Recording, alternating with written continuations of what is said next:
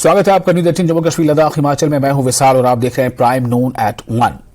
दफा 370 मामले पर समाअत इंतहाई अहम मरहले पर पहुंच गई है। आज समाअत का 12वां दिन है।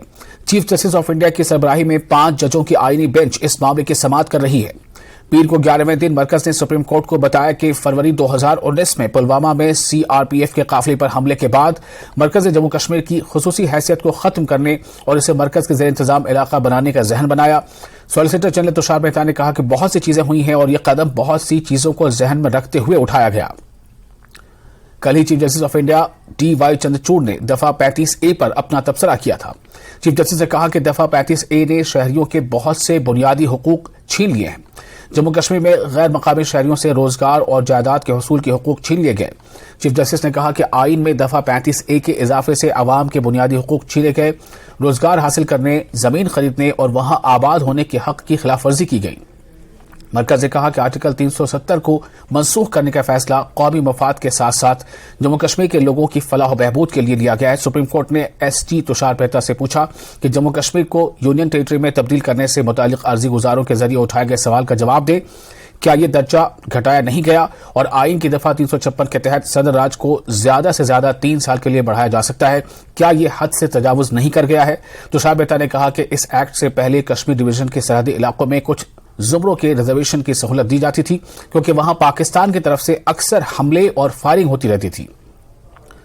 आज भी सॉलिसिटर जनरल तुषार मेहता मरकजी हुकूमत की जानिब से आर्टिकल 370 को हटाने के बारे में बहस कर रहे हैं।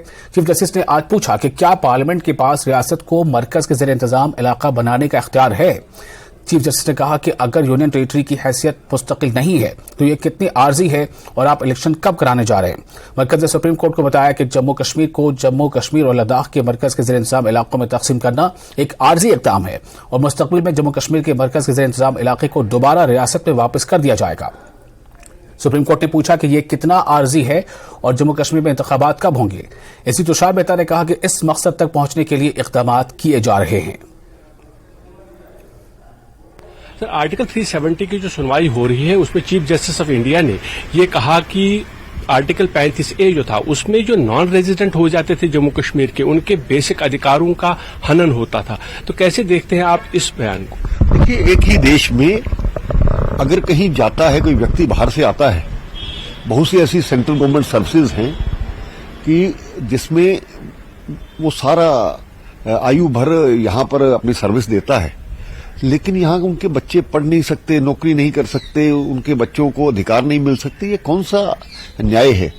कांग्रेस ने और उसकी सहयोगी पार्टियों ने हमेशा से वेस्ट पाकिस्तान रिफ्यूजीज, हमारा गोरखा समाज महाराजा की सेना में था, वो लड़ता रहा। वाल्मीकि समाज यहां पर सफाई के लिए किसी समय लाए गए। पीएचडी करने के बाद भी उनको कोई वही नौकरी मिलेगी सफाई कर्मचारी की? ये 35 से हटा करके भारतीय जनता पार्टी की सरकार ने लोगों को न्याय दिया है। आज समानता का अधिकार है सभी को। वो लोग खुश हैं जिनको 70 साल अपने ही देश में नहीं पूछा गया, जबकि हम दूसरे देशों में जाएं तो 5 साल बाद हमें ग्रीन कार्ड मिल जाता है।